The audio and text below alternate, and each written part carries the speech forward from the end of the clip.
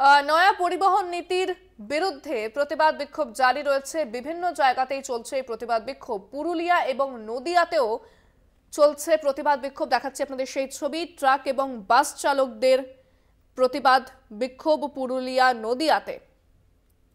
রাজ্যের আরো বিভিন্ন জায়গায় অব্যাহত প্রতিবাদ বিক্ষোভ। কেন্দ্রীয় যে নয়া পরিবহন নীতি রয়েছে, এই নীতি সামনে আসার পরই প্রতিবাদ বিক্ষোভ শুরু করেন ট্রাক এবং বাস চালকরা। দেশের বিভিন্ন প্রান্তে তো চলছেই, পাশাপাশি এ রাজ্যেরও বিভিন্ন জায়গায় প্রতিবাদ বিক্ষোভ জারি রয়েছে। এই মুহূর্তে আপনাদের ছবিতে দেখাচ্ছি নদিয়া এবং পুরুলিয়ার।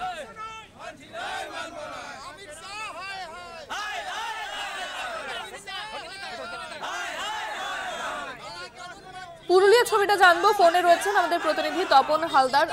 তপন, এখনো কি চলছে প্রতিবাদ বিক্ষোভ? দেখো ইন্দ্রাণী, সৈনিক স্কুলের পাশে যে বিশাল মাঠ, সেই মাঠেই মূলত জড়ো হয়েছে এই চালকরা।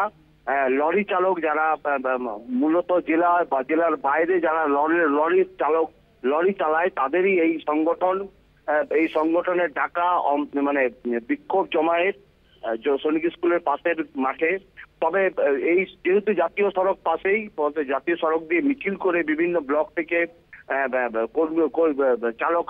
চালকরা আসছেন, ফলত খানিকটা ব্যাহত হচ্ছে রাস্তা বা সড়ক চলাচলের পক্ষে।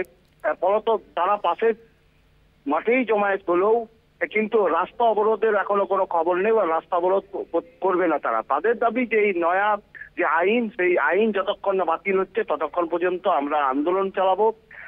আর আজকে যেমন জেলায় জমায়েত হয়েছে, তেমনি আগামী দিনে তারা ব্লকে ব্লকে তারা জমায়েত করবে। এবং বিভিন্নভাবে রাস্তায় দেখা যাচ্ছে যে যারা অন্যান্য গাড়ি চালক বা লরি চালক যারা আসছে, তাদেরকে রিকোয়েস্ট করছে বা বলছে যে কোনোভাবেই যেন গাড়ি না চালানো হয়, তার কারণ তাদের বিরুদ্ধে এই আইন।